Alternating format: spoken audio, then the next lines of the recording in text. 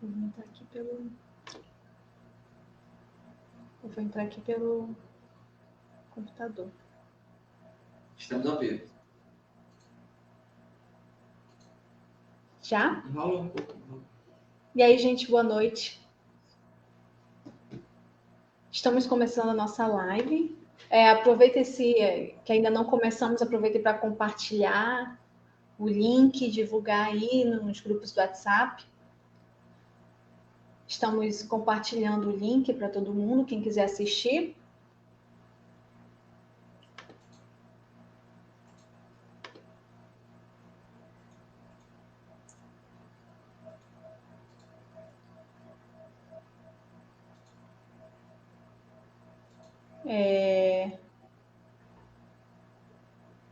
Podem compartilhar o link pelos grupos, convidar os contatos, dá tempo ainda de a gente ir convidando.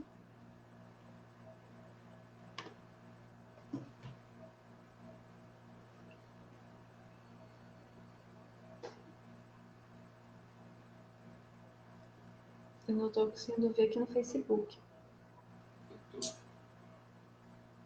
Deixa eu passar o celular. Só ajustando algumas coisas aqui. Vamos já dar início, vamos já começar.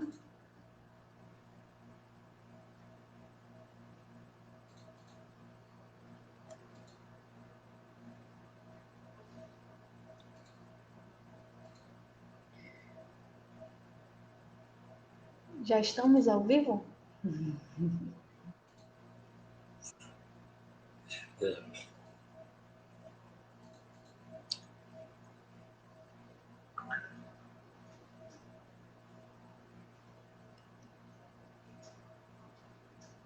Já conseguiu compartilhar o link para a rede de transmissão também?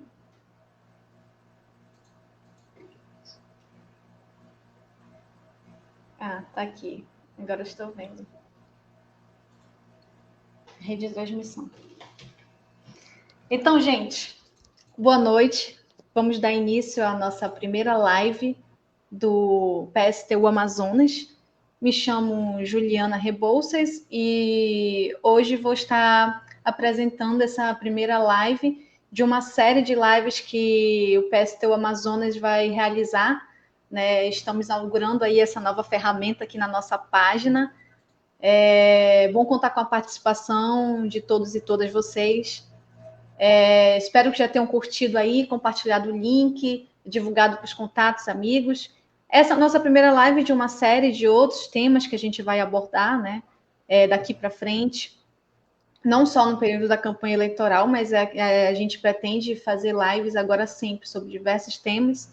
E hoje, o nosso primeiro convidado entrevistado aqui, né, pela página do PSTU Amazonas, é Gilberto Vasconcelos, professor da rede municipal, formado em letras pela UFAM, faz parte da oposição de professores, constrói o movimento Luta Educador. E nessas eleições de 2020, ele está com essa tarefa, né, de apresentar uma candidatura revolucionária socialista à Prefeitura de Manaus. Gilberto, boa noite, seja bem-vindo. Gente, nosso tema de hoje é sobre educação. Quem quiser fazer alguma pergunta, interagir com a gente, pode mandar aí nos comentários, tá? No Facebook. E vou começar agora a primeira pergunta para o nosso convidado Gilberto. Gilberto, você, como trabalhador da educação, como você vê a situação do ensino aqui na cidade de Manaus? Obrigado, Juliana. Primeiramente, boa noite para você.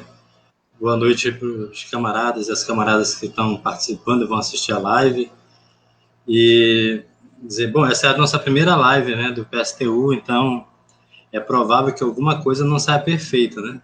Estou já avisando aí quem estiver participando, assistindo, que tenha paciência conosco. Mas, indo à sua pergunta, a educação no Amazonas e em Manaus continua muito ruim. E, assim, não tem como ser diferente. Porque começa, para a educação ser uma boa educação, ela precisa, a partir da infraestrutura das escolas, a partir do equipamento que tem nas escolas, dos aparelhos, dos treinamentos, dos professores também qualificados, dos alunos também, do estímulo que os alunos têm. Então, estudar em Manaus, em qualquer lugar do Brasil, hoje, é uma coisa meio insegura, porque você estuda, mas não sabe o que te espera pela frente. O desemprego estrutural é uma coisa que assola a juventude, principalmente a juventude que se forma nesses anos de crise econômica. Agora, veja, as escolas de Manaus, elas têm uma carência de infraestrutura muito grande, isso do ensino fundamental, do ensino médio. Porém, se a gente for olhar isso de forma a pensar um projeto de cidade, um projeto de nação, de país, a gente tem que começar pelas crianças. E Manaus teria necessidade, aliás, a necessidade é que tenha creche para 200 mil crianças, mas Manaus tem creche para apenas 10 mil crianças. O que significa... e tem mais. Apenas 5 mil vagas são ofertadas pelo poder público, e uma boa parte delas é por meio de voucher, de transferência de verba pública para a empresa privada da educação, para lucrar em cima. Ou seja, nós temos uma realidade que, do início da educação, lá onde começa tudo, na creche, que nós temos 190 crianças fora das creches. Aí depois vem o ensino infantil. Essa realidade se repete quase da mesma forma no ensino infantil.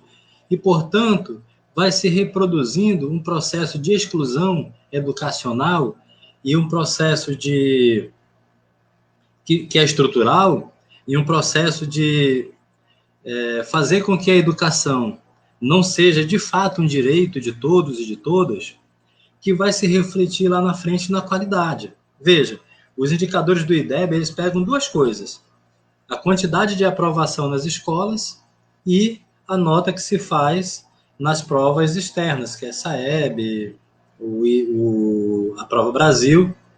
E aí, quando você pega esse resultado, você tem, primeiro, uma realidade durante o ano letivo, de que as autoridades forçam a aprovação quase que automática, e depois vem o exame externo, onde a média geralmente é muito baixa. Então, o ensino, nesse método de avaliação, ele mostra uma deficiência muito grande do ensino.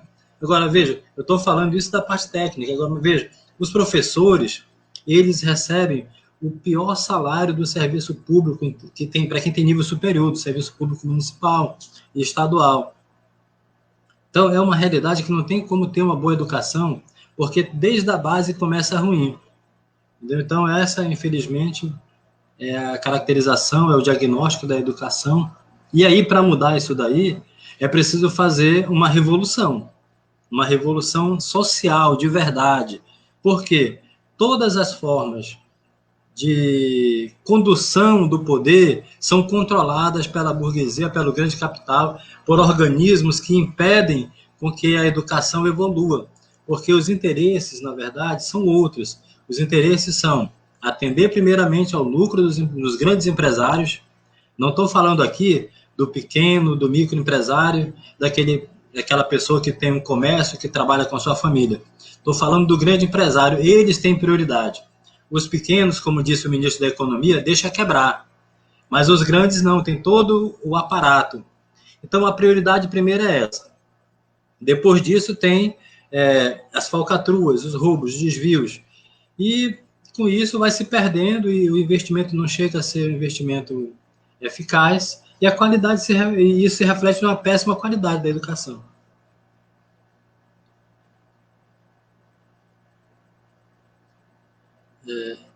Eu não consigo te ouvir, eu acho que está desligado o teu microfone. Estava desligado. Gilberto, sobre essa situação que você relatou, do ensino, né, tendo visto toda essa dificuldade do ensino aqui na cidade de Manaus, como está agora a situação dos alunos, alunas, professores, professoras, agora nesse período da pandemia? Como está a questão do ensino e a situação, alunos, professores, trabalhadores da educação como um todo, nesse período? Veja, obrigado, essa pergunta é muito boa, porque veja só, quando eu falei para você, eu nem citei a pandemia, porque isso já vem de antes da pandemia. Agora, durante a pandemia, tudo que já era ruim se mostrou pior, apareceu problemas que era conseguido antes se jogar para debaixo do tapete, ia ficando e fingia-se que ninguém via. Um dos problemas, os alunos, eles não têm nas escolas educação voltada para as tecnologias, para a informática, de maneira a permitir que eles usem de maneira eficiente tudo que existe de possibilidade hoje no mundo da informática, da tecnologia para a educação. Assim também os professores não recebem treinamentos para isso. E o mais grave, não sei se vocês viram as pesquisas, o Brasil é o segundo pior país em que alunos têm computadores, tablets, esses mecanismos, esses aparelhos são necessários para acessar a internet e ter outras possibilidades de pesquisa e de estudo. Então, a pandemia isso apareceu. O governo do estado entrou com uma aula televisionada, a prefeitura foi atrás e seguiu o mesmo exemplo. No entanto, os alunos não têm os equipamentos necessários. Então, até mesmo televisão não tem em todos os lugares. Então, seria necessário que tivesse computadores, tablets, internet de alta qualidade, para que nós, professores, pudéssemos dar aula, não só o aluno assistir aquelas aulas televisionadas, que muitas delas eram de anos anteriores, e que não atendiam ao programa desse ano, ao programa educacional desse ano. Então, diante desse quadro, em que os alunos não têm acesso eficiente aos equipamentos de internet, não têm a internet, não têm o treinamento, professores também não foram treinados, a situação da qualidade da educação caiu ainda mais. O governo do estado, não satisfeito, depois de vários meses desse tipo de modalidade de educação à distância, o governo do estado resolveu fazer com que o ensino médio voltasse, e agora, amanhã, é para retornar ao ensino fundamental estadual, em plena pandemia, no momento em que a pandemia, inclusive, está crescendo, aumentando os números de contaminação e de morte.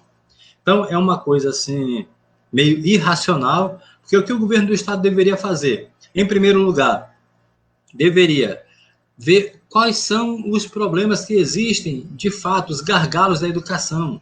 O governo do estado devia ter um programa para fazer com que todos os alunos tivessem computadores, tablets, internet, professores também tivessem computadores, tablets, internet, e esse modelo de educação, nesse momento, ele fosse utilizado de forma emergencial, de forma extraordinária, e enquanto não houvesse segurança, a saúde dos alunos, a saúde dos professores e dos familiares, que continuasse esse método, e inclusive fosse sendo aperfeiçoado paulatinamente.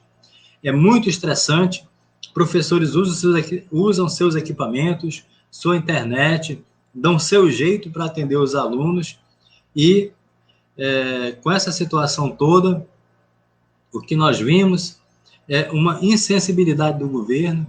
Todas as semanas, quando a gente olha nos grupos de professores, tem casos de professoras morrendo, de professores morrendo por Covid, e o governo, a única solução que encontra é liberar geral. Então, isso é um absurdo, e eu vejo que é necessário e que isso mude. Eu não sei se a Juliana está na linha ainda. Sim, não está vendo? E Gilberto, pegando o gancho, você já falando da pandemia, teve uma pergunta, mas você acabou respondendo, já que você acabou respondendo nessa sua intervenção da Jusileide Massulo sobre a questão do retorno às aulas presenciais em plena pandemia. Você já respondeu. E tem outras perguntas aqui. Tem o Paulo Vitor Mendes, ele perguntou que ele observou que os focos da campanha estão sendo debate sobre o racismo, machismo, homofobia, e como esse tema pode ser tratado, essas temáticas podem ser tratadas dentro da educação. E acho que já juntando com essa pergunta, tem o Antônio Oliveira, perguntou se a saída é só administrar bem, que consegue ter uma educação de qualidade, basta administrar bem a educação nessa sociedade capitalista que a gente vive. Então, acho que, não sei se daria para te responder já essas duas perguntas aqui do nosso chat, juntando, né? Tá bom? Certo. Bom, primeiramente, em relação à pergunta do Paulo Mendes. As escolas são os melhores lugares onde pode se desenvolver uma nova cultura, uma nova consciência, onde se combata o preconceito, a homofobia, a discriminação racial. Mas, para isso, é preciso primeiro, que a escola tenha liberdade, que a escola seja dotada de profissionais capacitados para fazer isso. Não se pode jogar tudo na costa dos professores, tem que ter psicólogos, tem que ter assistente social, tem que ter infraestrutura. As escolas têm que ter um ambiente em que os problemas que forem acontecendo eles sejam tratados de maneira educativa e, dessa forma, ir superando esses problemas. Infelizmente, a ultradireita ela trabalha com a desinformação, com a produção da ignorância, com o aumento do preconceito, para criar falsas ideias de que tratar de temas como questões de gênero, questões raciais, seria partidarizar a escola. Na verdade, o que esses defensores da ultradireita querem é calar professores, calar alunos, criar uma geração de alunos preconceituosos, homofóbicos, e isso tem que ser combatido, entendeu? Inclusive, eles querem que os professores que têm essas discussões, que são avançadas, sejam cerceados de falar. Agora, já entrando na pergunta do Antônio Pereira, nada disso, gente, vai ser feito por completo nessa sociedade capitalista. É impossível. O sistema se alimenta disso, do preconceito, da discriminação. Então é preciso que tudo isso seja eliminado. Mas só tem uma forma de eliminar. Tem que superar o capitalismo. Tem que fazer uma revolução socialista, implantar um outro sistema, onde as pessoas tenham liberdades democráticas, liberdade para viver da maneira que puderem viver, e que o Estado não se meta nas questões particulares das pessoas. Então, o sistema capitalista ele impede, é impossível fazer isso. A nossa forma de governar é por meio dos conselhos populares. Os conselhos populares serão organismos que funcionarão nos bairros, nas comunidades, nos locais de trabalho, e onde tudo será discutido. Não só questões relativas à construção de escola, à construção de um posto de saúde ou a transporte, mas relativa a todas as questões importantes da sociedade, inclusive as liberdades democráticas, os preconceitos, e essa forma de funcionamento político permite à sociedade superar em muito esses preconceitos que existem hoje. Então, mas no capitalismo é impossível, não basta administrar. Não é uma questão de ser eficiente ou ineficiente. O sistema capitalista ele é feito para que todos esses preconceitos eles sejam agrupados, sejam utilizados para adensar cada vez mais, para aumentar a exploração da classe trabalhadora, dividindo homens de mulheres, dividindo todas as minorias, sendo cada segmento social colocado em guetos. E dessa maneira a nossa classe se divide e ela fica impotente diante das investidas dos burgueses, dos grandes empresários, que utilizam tudo isso para nos explorar, nos dividir e dessa maneira continuar dominando. Então é impossível no capitalismo se obter todas essas conquistas. Obrigada, Gilberto. Inclusive, eu vi que a sua entrevista para a rádio Band News, na difusora, abordou esse tema, né? Sobre a questão das opressões. Abordaram bastante esse tema na entrevista. E você acabou já entrando na resposta de uma pergunta que o Tarcísio Leão fez aqui no chat, sobre qual a proposta do PSTU para a educação. Você já entrou aí abordando sobre a questão dos conselhos populares, sobre a necessidade de se fazer uma revolução socialista para se atingir, para resolver por completo os problemas da nossa classe, inclusive o problema da educação. E a gente está vendo aqui a participação das pessoas no chat, aqui no Facebook. Quero agradecer já a participação de todo mundo. E como já não tem mais outras perguntas no chat, teve mais essa do Tarcísio Leão, né, perguntando qual a proposta do PSTU para a educação. Acho que você já até começou, já inclusive abordou. E acho que a gente já pode passar para as considerações finais, então, Gilberto. Você pode fazer o fechamento dessa live, tá bom? Aí estão com você as considerações finais sobre as propostas do PSTU para a educação. Certo. Eu acho que ainda vale a pena falar um pouco mais sobre a educação em relação às nossas propostas, porque, vejam, governar por meio de conselhos populares, mas tem uma dificuldade hoje na sociedade, que a população não sabe qual é o projeto que essa sociedade segue. A população pensa que o governo ele vai cuidar de todo mundo para que todo mundo estude, progrida na vida, tenha as coisas que necessita para viver. E não é assim. Então nós precisamos de um outro projeto de sociedade, uma sociedade socialista. E os conselhos populares são os organismos de poder da classe para avançar nessa construção. E aí a educação ela vai funcionar de acordo com os interesses da comunidade, os interesses da cidade. Ou seja, essas discussões que se darão nos conselhos populares, elas servirão de base para os planos educacionais, para os projetos políticos pedagógicos, e aí eu tenho certeza que o direcionamento vai ser completamente diferente.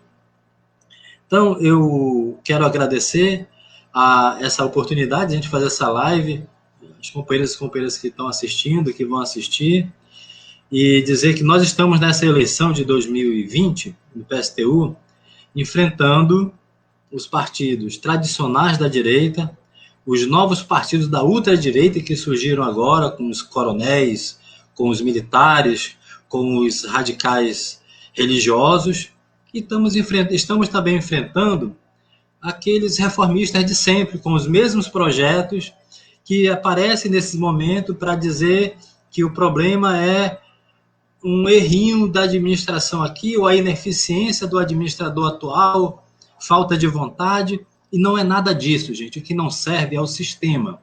É claro que tem problemas, é claro que a burguesia vive da exploração e quando governa, se aproveita também para roubar os cofres públicos. E com isso falta falta serviço para a população. No entanto, o problema maior e fundamental é que isso é o mecanismo de funcionamento do capitalismo. O capitalismo é assim. Ele produz a fraude, produz o roubo, produz a desigualdade, e para isso não tem solução. Ele é irracional nesse sentido. Então, nós do PSTU, nós queremos fazer uma revolução socialista para poder mudar tudo isso, para poder fazer a sociedade avançar realmente para uma vida melhor, tanto para homens, para mulheres, para todas as pessoas. E nessas eleições, nós estamos participando, o nosso número é 16, vote no PSTU, peça o voto dos seus companheiros, dos nossos camaradas, quem concorda com as nossas ideias, porque o voto vai ser um apoio, vai dizer, olha, nós estamos com vocês do PSTU, e nós queremos mudar de fato tudo que está aí, todo esse sistema capitalista que só produz desemprego, fome, miséria, exclusão social, discriminação racial, violência machista, inclusive, que a cada dia a gente se assusta com as notícias que acontecem, uma sociedade que deveria evoluir, tornar cada vez mais as pessoas livres, libertas, pelo contrário, cada vez mais se torna violenta, cada vez mais afunda na barbárie. Então, nós estamos concorrendo com o número 16, esperamos contar com o apoio de vocês. Obrigado. Obrigada, Gilberto. E depois que eu já tinha encerrado aqui a leitura das perguntas e tu iniciou já as considerações finais, vieram umas novas perguntas que eu acho que a gente tem que responder numa próxima live. A gente vai ter outras atividades Só quero ressaltar aqui que o Antônio Oliveira perguntou sobre o que as medidas aprovadas em outras esferas, como a continuidade do pagamento da dívida e a lei do teto dos gastos, influencia na qualidade do ensino. Teve o Daniel Gomes, que perguntou sobre a sua opinião quanto à medida do Bolsonaro de querer reduzir o valor do Fundeb para financiar a renda cidadã. E teve a pergunta do Cássio Luiz. Isso é uma fraude, né, que ele está fazendo. Sim. Aí teve a pergunta do Cássio Luiz em relação ao transporte público, né? Que já é um outro tema que não está sendo tratado nessa live, mas é um tema também importante. Então, assim, são 3 perguntas que acabaram vindo depois, Gilberto, depois das suas considerações finais, mas eu não sei se tu quer acrescentar rapidamente sobre esses 2 temas relacionados à educação. Aí se tivermos tempo, tudo bem. Então, pode fazer, então, a sua resposta para essas 2 perguntas, né? E o tema do transporte, Cássio Luiz, a gente vai fazer em uma outra live que a gente vai tratar do tema, tá bom? Mas obrigada pela participação aí, por perguntar. Com você, certo. Gilberto. Olha, o que acontece nas outras esferas, da federal, estadual, elas interferem diretamente na educação. Por exemplo, o governo federal, ele tem reduzido o percentual de investimento na educação ano após ano e tem destinado cada vez mais verba pública para a iniciativa privada. E isso vai enfraquecendo o ensino público, aquele ensino que deveria ser fortalecido para que todo filho de trabalhador, inclusive da própria burguesia, de toda a população do estado, do município, que ela pudesse ter direito a uma educação boa, de boa qualidade. O governo do estado também, da mesma maneira. Então, nós não vemos como uma coisa pequena, pelo contrário, a gente vê a própria distribuição dos impostos desigual. O governo federal fica com quase 70%, metade disso aí manda para os bancos por meio de pagamento de juros, da dívida, e aí o que investe é pequeno. Então, há uma interferência, sim, é entrelaçado. A prefeitura ela é responsável prioritariamente pelo ensino básico, certo? Mas os recursos públicos para ter uma boa qualidade na educação básica, desde a creche, ensino infantil, ensino fundamental 1, fundamental 2, é insuficiente. Veja, e nunca vai ser suficiente. O sistema é feito para não funcionar. Para coroar esse processo de desgaste da educação, o governo Bolsonaro, para tentar manter a popularidade alta por meio do programa assistencial, quer tirar uma parte do Fundeb para passar como um programa social, para fazer assistência social. Isso simplesmente isso aí é desvio de finalidade, isso aí é uma falcatrua, mais uma pernada na educação, não é uma pernada nos professores especificamente, é uma pernada nos alunos, nas famílias, nos professores, em todos que se envolvem com a educação. Então, isso é mais um crime. E o senador que defende esse projeto, ele tem a cara de pau de chegar na televisão e dizer o seguinte: o dinheiro da educação do Brasil é muito dinheiro, é gasto de maneira errada, é preciso cortar dinheiro, o Brasil gasta mais dinheiro na educação do que toda a Europa junta. Mente com a cara dura, é um mentiroso. Então, na verdade, isso é um atentado contra a educação, a cara do governo Bolsonaro, tratar a população como idiota. E aí eu acho que a gente tem que fazer o contraponto, a gente tem que se revoltar contra isso e parar de ouvir essas pilantragens, parar de acreditar. Muita gente acredita, né? Tem que parar de acreditar nessas pilantragens, nessas mentiras, nesse negacionismo que esse governo utiliza para ir passando a boiada, né? Passando a boiada e detonando todo mundo. É isso, gente. Eu acho que está desligado o teu microfone. Opa, estava desligado mesmo. Obrigada, Gilberto Vasconcelos, pela participação. Quero agradecer a participação de todo mundo aqui do Facebook, que fizeram suas contribuições com perguntas no chat, comentários. Queremos agradecer a participação de todos e todas. E essa é uma primeira atividade, nossa primeira live. Desculpem aí, gente, se deixei passar alguma pergunta. É a nossa primeira experiência com essa ferramenta. A gente quer fazer várias outras lives com vários temas.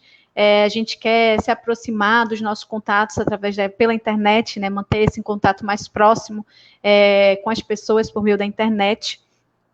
E, Gilberto, foi muito bom ter sua participação aqui.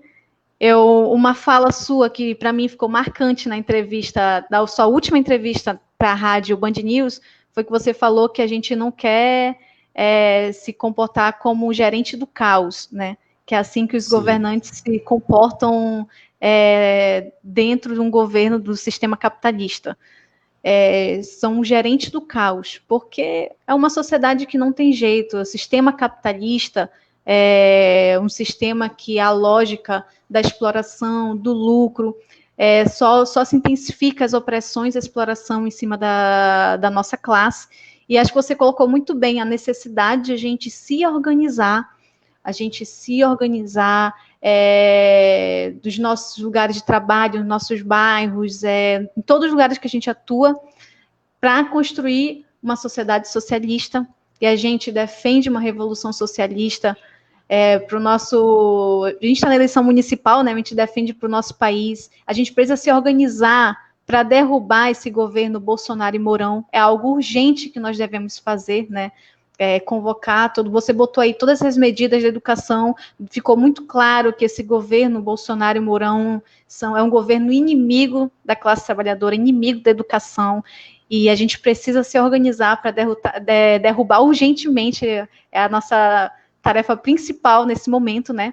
Então, nós estamos usando, gente, o período das eleições para apresentar o nosso programa revolucionário socialista para os nossos contatos e colocar a luta à disposição e aproveitar esse espaço que nós temos das eleições para poder ficar mais perto das pessoas e conseguir dialogar, aproveitar os espaços que a gente tem, né? Então, quero agradecer a participação de todo mundo. Teremos outras lives, vamos divulgar aqui na nossa página, vamos estar sempre fazendo toda semana lives, tá? Com diversos temas, vamos estar divulgando, gente. Muito obrigada. Obrigada, Gilberto. Boa noite a todas e todos. Obrigado.